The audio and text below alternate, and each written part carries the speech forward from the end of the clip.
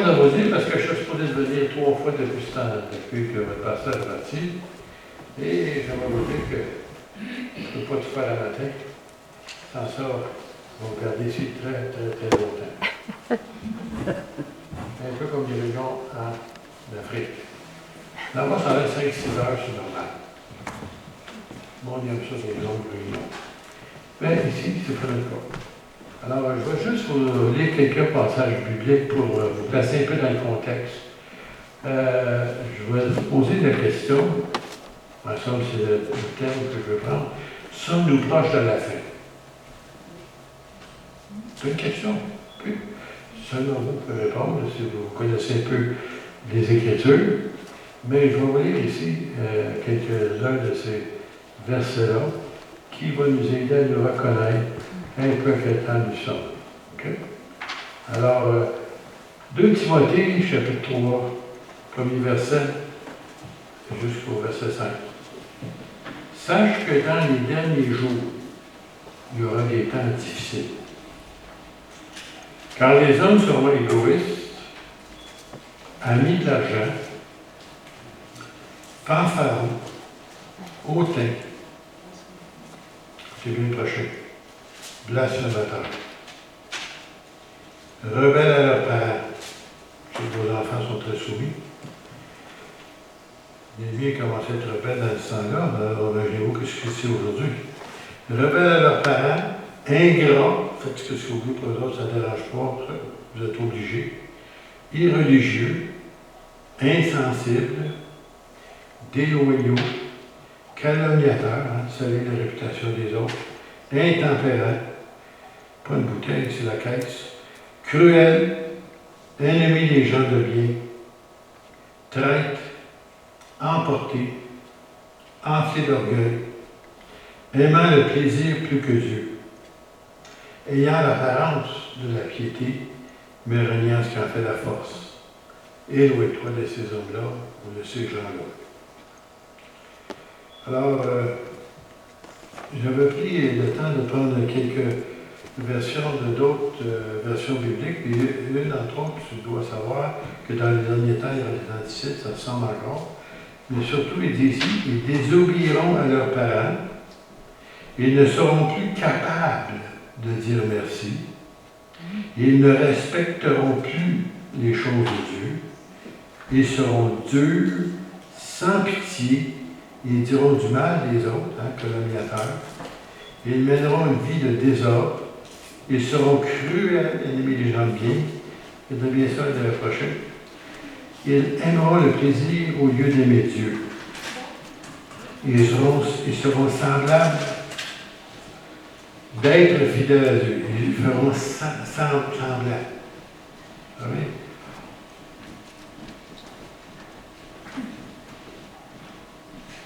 Une réunion au-dessus de la tête. Ils sont bien spirituels. Eux, toutes sortes d'arbres, ne le connaissez plus. Alors, ils seront semblables d'être fidèles à Dieu, mais en réalité, ils rejetteront la puissance de la foi. Tourne le dos à ces gens-là. Alors, j'aimerais aussi vous donner quelques autres versets, si vous voulez bien, dans Matthieu 24. On connaît tous ces versets-là, mais c'est bon de se le rappeler, surtout dans le temps dans lequel on vit. Jésus leur répondit, prenez garde que personne ne vous séduise, car plusieurs viendront sous mon nom. C'est moi qui suis le Christ. Alors, les gens disent, oui, qui aura l'audace.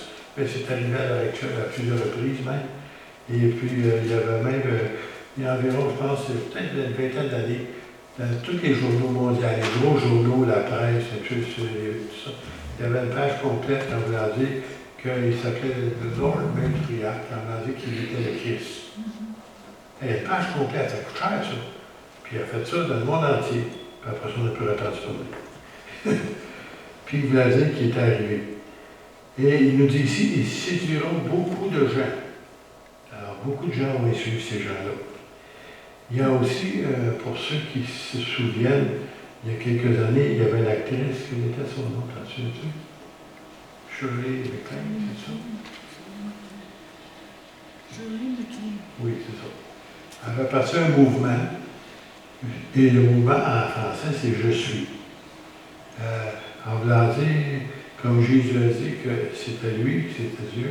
Puis là, maintenant, elle avait amené cette pensée qu'on pouvait faire tout par soi-même, se guérir par soi-même, n'importe quoi, parce qu'on est Dieu. Vous avez bien compris? On est Dieu. Non, on est fils de Dieu, on est enfants de Dieu, fils et filles du roi des rois. Mais on n'est pas Dieu. Mais les autres, il y en a. Puis ça faisait plaisir à tout le monde. Et puis là, ça a parti une secte terrible. Et beaucoup de monde maintenant y croit à cette folie-là. Alors, vous entendrez parler de guerre et de bruit de guerre. Gardez-vous d'être troublés. Alors, si quelqu'un aujourd'hui qu'on sait, on entend parler des guerres, c'est constant. Car il faut que ces choses arrivent. Mais ce ne sera pas encore la fin. Une nation se lèvera contre une nation, un royaume contre un royaume. Il y aura en divers lieux des famines et des tremblements de terre. Y a-t-il des famines depuis quelque temps? Y a-t-il des tremblements de terre? Peut-être que vous n'en êtes pas conscient, mais moi je suis assez souvent les nouvelles. Les tremblements de terre, même s'il n'y en a pas ici à Saint-Malachie, partout aux États-Unis, il y a des tremblements de terre dans les lieux où ils n'en ont jamais eu avant. Puis encore la semaine passée, il y a une place dans tous les cas que jamais ça arrive, puis ça commence à trembler. Puis un petit peu partout, là. Les gens se posent des questions, c'est pas normal parce que c'est pas la place qui devrait avoir des tremblements de terre. Comment se fait-il qu'il y ait tant de tremblements de terre? Et Jésus nous a dit, les famines et les tremblements de terre et les famines, pour ceux qui ne savent pas, il y a une plaie à l'heure actuelle en Afrique, je ne sais pas si c'est l'Afrique de l'Ouest, dans tous les cas, de l'ocus en français, c'est quoi? Des sauterelles, qui dévorent tout quand ils arrivent, ça arrive comme un nuage. Bon, ben c'est arrivé dernièrement, puis à tous les cas, quand ils passent, il n'y a plus rien de vert qui reste. Toutes vos récoltes sont parties. Puis là, ça va qu'il vient de découvrir cette semaine, qu'il y a un autre vague qui s'en vient, qui va être 8000 fois plus nombreuse que celle qui vient de passer. Puis là, il y avait des milliards de sauterelles à celle-là. Je ne sais pas combien il y en a dans l'autre. En tous les cas, c'est des choses qui apportent des famines. Parce que si tout est dévoré, qu'est-ce que tu manges? Voilà. Tout cela ne sera que le commencement des douleurs. Alors, les femmes qui ont eu des enfants, des bébés, ils savent c'est quoi quand ça commence les douleurs. Quand ma femme a commencé ses douleurs la première fois, on ne savait pas c'était quoi. J'ai frotté le dos. Et puis, je me suis aperçu que ça venait de plus en plus souvent. J'ai appelé ma belle-sœur. Elle dit, je pense que ce serait mieux de te diriger vers l'hôpital. Ah, mais non. On est parti à 11h, puis à 1h30 du matin, notre premier tour. Alors, c'est juste pour vous dire que comment faire les douleurs, ça annonce qu'il y a quelque chose qui s'en vient. C'est pas un bébé, là. C'est réellement des choses concernant la fin ou le retour du Seigneur lorsqu'il va régner sur la terre. Alors, il dit, on vous livrera au tourment. Je sais, cette partie-là ne fait pas votre affaire, là. Et là, on vous fera mourir encore moins. Et vous serez haïs de toutes les nations. Et vous remarquez, tu peux être protestant, tu peux être musulman, tu peux être n'importe quoi. Presbytérien, nomme-le ce que tu veux, en autant que tu n'es pas un enfant de Dieu qui est né de nouveau. Parce que quand tu es né de nouveau, l'Esprit de Dieu vient en toi. Et l'Esprit du monde ou de Satan, si vous voulez, qui règne sur la planète, n'aime pas. Mais si tu es juste religieux, tu es protestant, tu es catholique de nom, tu ne connais pas le Seigneur personnellement, alors ça ne dérange pas personne, ça. Tu peux parler de religion tant que tu veux. Mais quand tu parles du nom de Jésus, monsieur, quand tu es un enfant de Dieu, tu vois tout de suite les boucliers qui s'élèvent. Bon, je ne veux pas tarder à cela. À cause de quoi? De mon nom. Seulement à cause de son nom. Pas de ta religion, de son nom.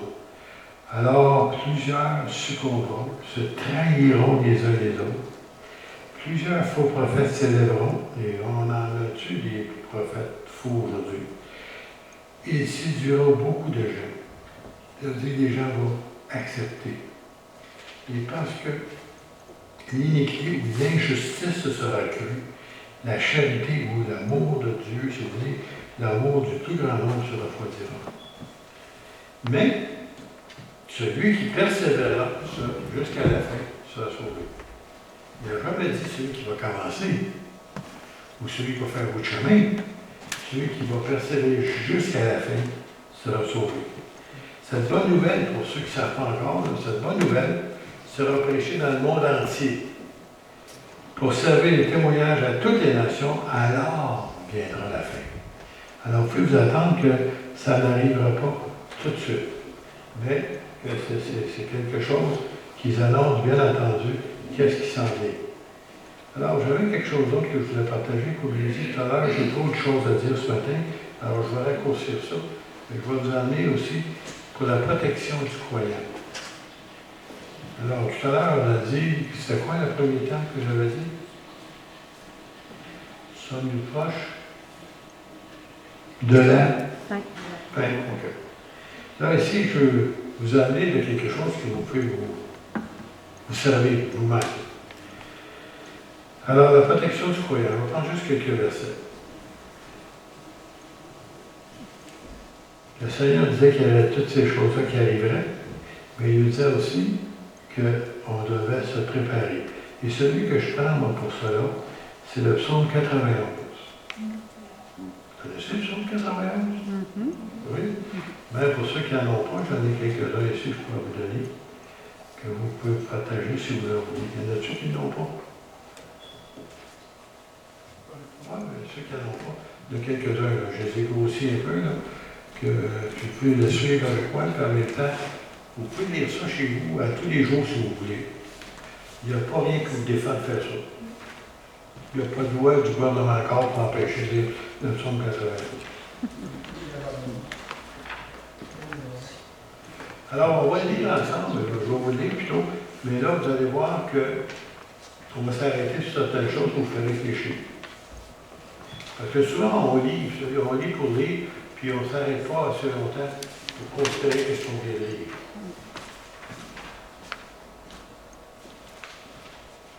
Celui qui demeure sous l'abri du Très-Haut, à l'ombre du Tout-Puissant.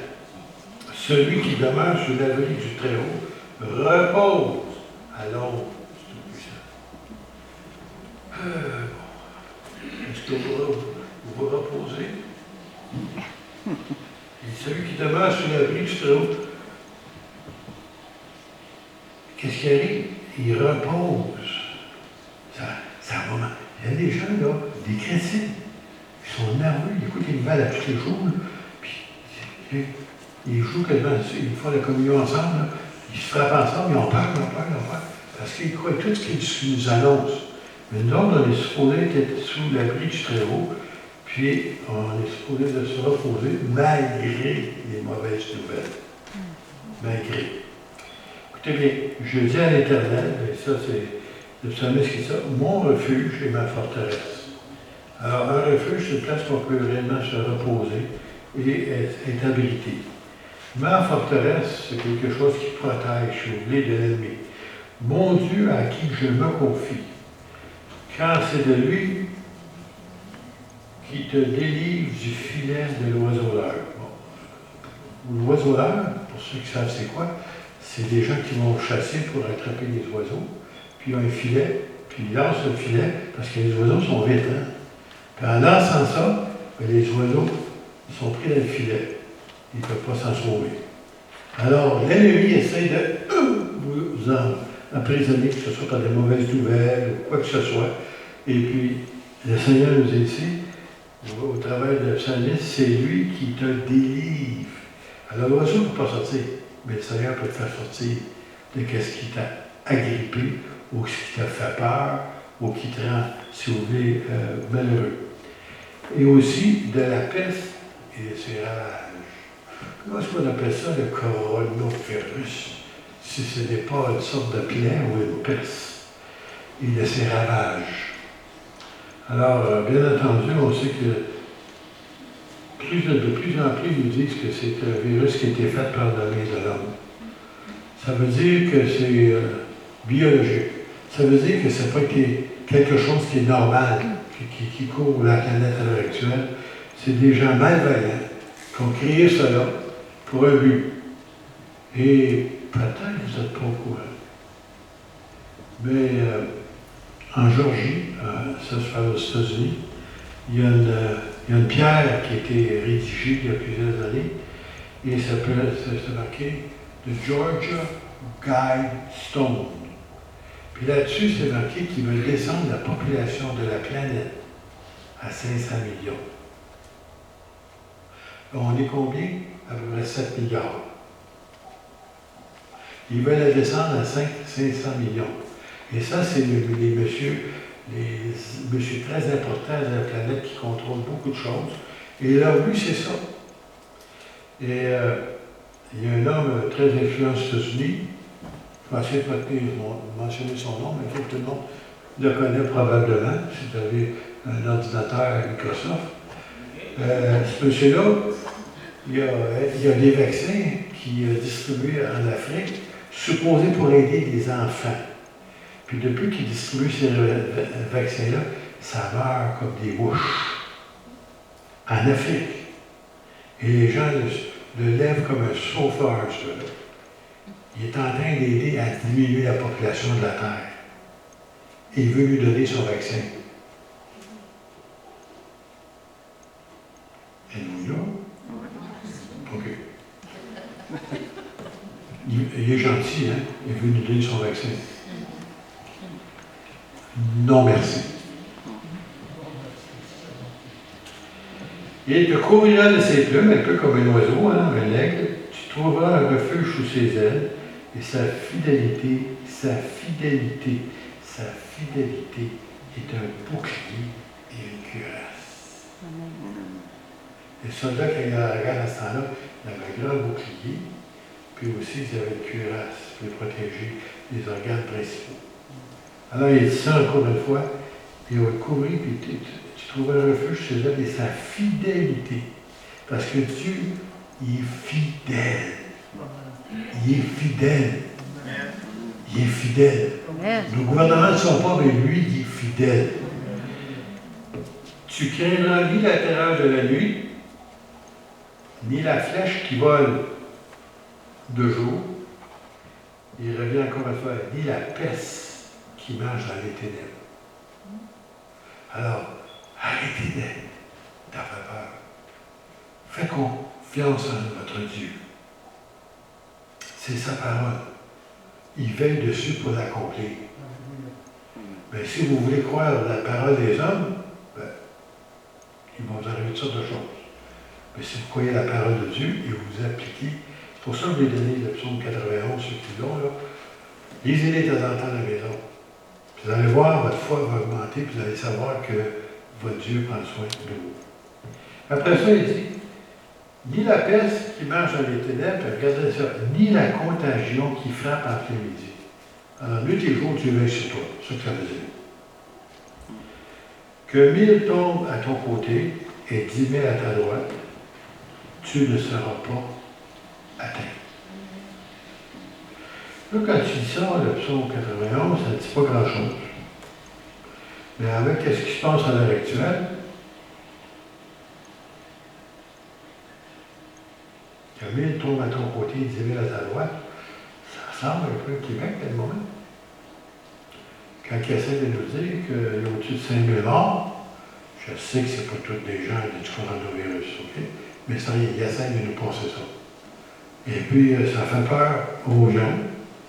Et réellement, il y a des gens même qui sont faits, excusez le terme, engueuler parce qu'ils ne portent pas de masque. Vous avez bien compris? Des gens vous chantent des bêtises parce que vous ne portez pas votre masque. Et puis, dans notre région, nous, il y a zéro. Personne qui a ça. Zéro. Et probablement dans votre région aussi. Alors, car tu es mon refuge, hein? Attendez, je ferai reculer un peu parce que ça vaut la peine de lire. Que 1000 tombent à ton côté, 10 000 à ta droite, tu ne seras pas atteint. De tes yeux seulement tu regarderas et tu verras la rétribution ou le salaire des méchants. Tu vas voir que Dieu veille sur toi, mais il ne veille pas sur eux autres. Vous avez bien compris? Il veille sur ses enfants. Alors, qui ici qui a des enfants? puis quelque chose arrive à nos enfants, bien écoutez, nous autres, en tout cas pour moi, là, j'aurais fait n'importe quoi pour protéger mes enfants. Peut-être pas les enfants du voisin, mais plus les miens. Parce qu'il est mien. Et Dieu veille sur ses enfants. Puis il en prend soin. Mais il faut lui faire confiance. Car tu es mon refuge, ô Éternel, dit le psalmiste. Tu fais du très haut ta retraite. Aucun malheur ne t'arrivera. Aucun fléau n'approchera de ta tente. C'est beau lire ça, hein? Mais c'est-tu vrai? Oui. Oui. C'est beau le lire. Mais quand ça rentre, ça va un petit peu plus loin, puis ça descend ici un petit peu plus bas. Là. Ça rentre dans votre cœur spirituel. Là. Car tu es mon refuge. Hein? Aucun malheur ne t'arrivera. Aucun fléau n'approchera ta tente. Ah, il y a des gens qui vont dire, oui, mais j'ai eu un accident aujourd'hui, il m'est arrivé telle affaire, puis tout.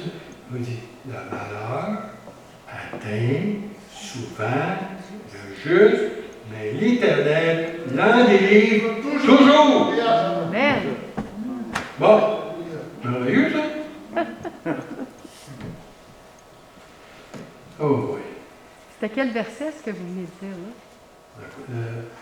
Euh, Le malheur atteindra le juste. je pense que c'est en psaume 34, je ne me trompe pas.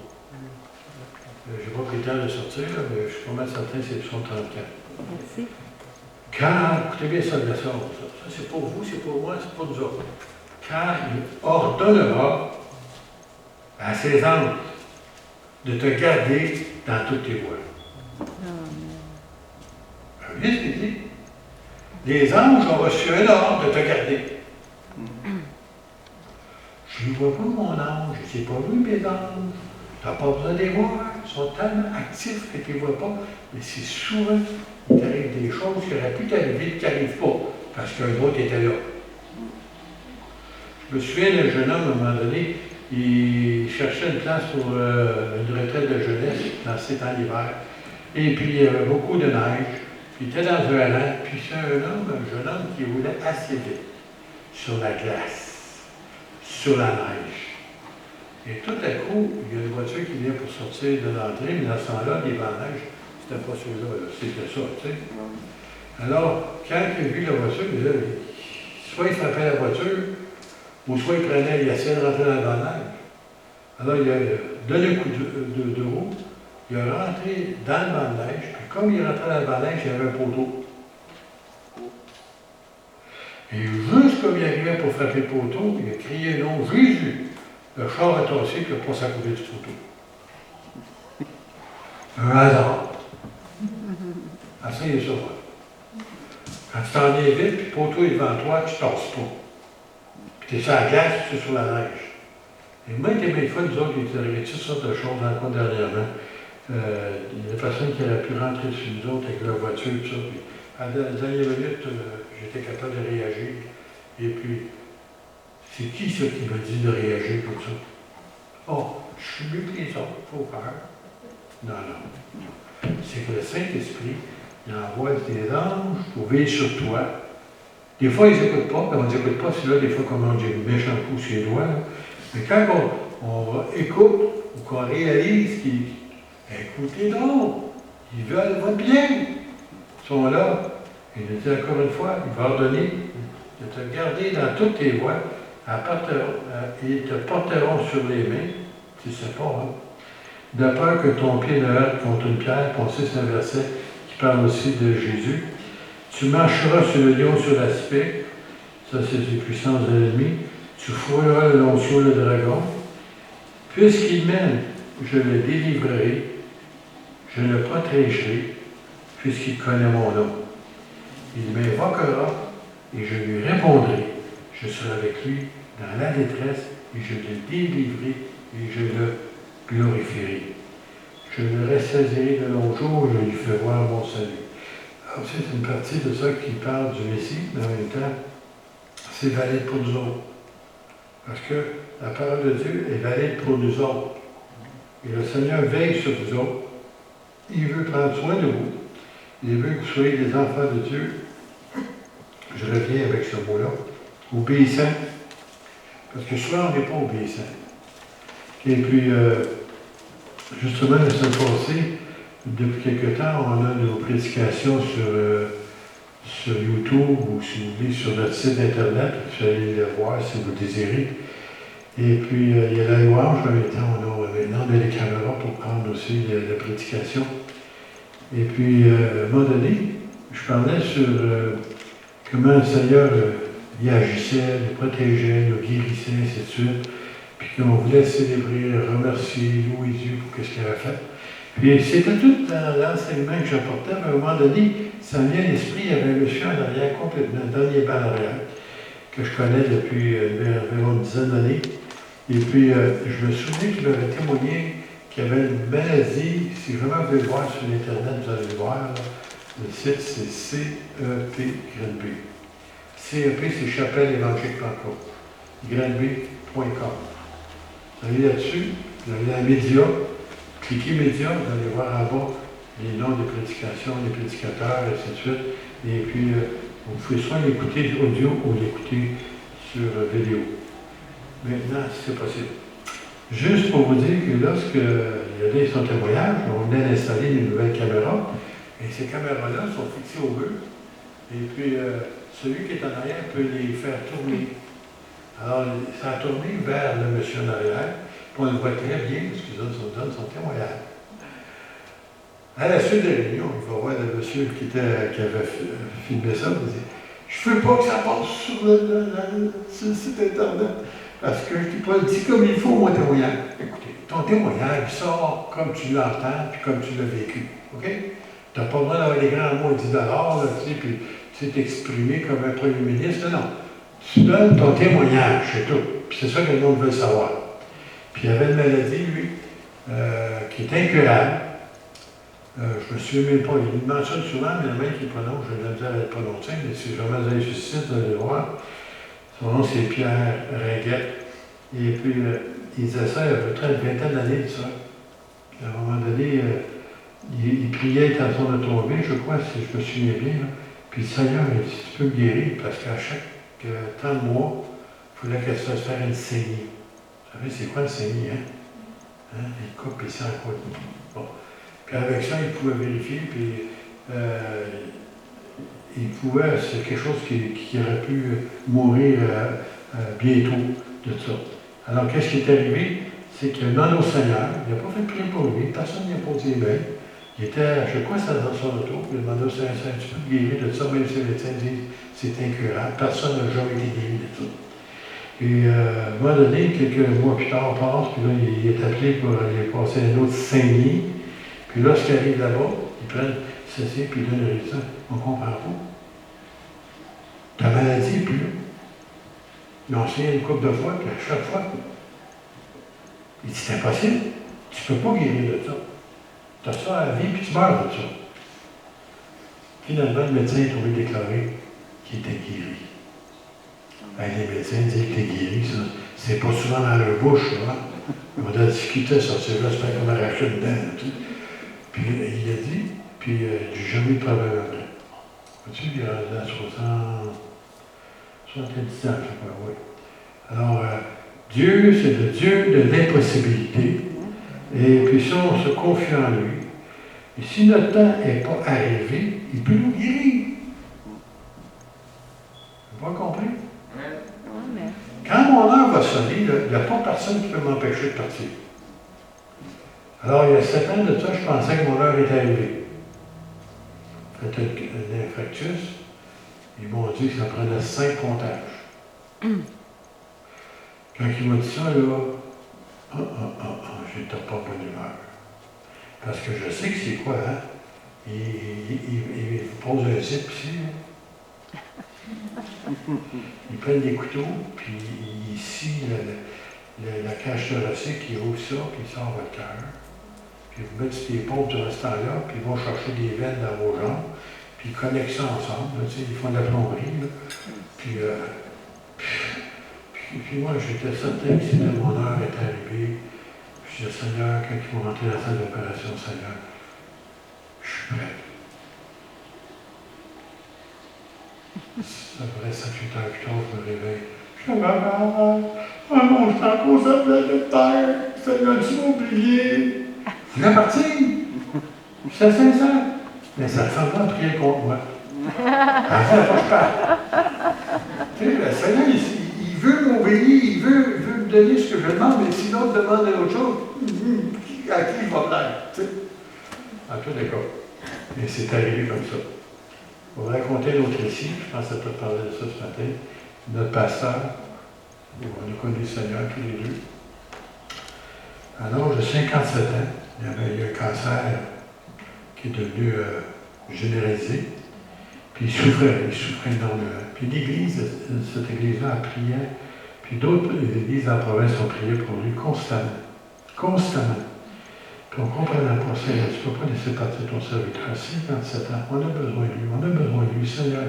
Guéris-le, on priait dessus, on jeûnait, on faisait tout ce qu'on pouvait.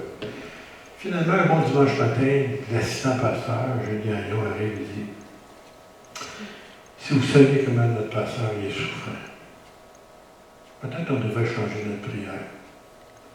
Seigneur, que ta volonté s'accomplisse à place. Ça devrait être notre prière. Puis en même temps, sans le savoir, à Saint-Hyacinthe, le pasteur Samson, lui-ci, il avait demandé à l'Église la même chose, que la volonté de Dieu s'accomplisse, si c'était le temps qu'il parle, mais on ne voulait pas le retenir. Sans le savoir, par nos prières, on le retenait. Puis il souffrait. Il souffrait. Les médecins disaient qu'il donnait des doses de morphine assez fortes qui auraient pu endormir un cheval. Donnez une idée, ça? Puis là, il sentait la douleur pareil. Mais quand il parle en langue, puis il voit le Seigneur, il ne sentait pas de douleur. Et puis, le lendemain, le lundi, les élèves allaient se lever parce qu'il était le directeur en même temps. Il était là, auprès de son lit, puis à un moment donné, il disait aux gens, écoutez bien ça, là. Il disait aux jeunes qui étaient là, aux adolescents, ou plutôt aux étudiants, il dit, les voyez-vous? Les voyez-vous? Quoi? Il dit, les voyez-vous? Voyez-vous? Les voyez-vous les anges? Lui, il voyait les anges qui s'en venaient le chercher.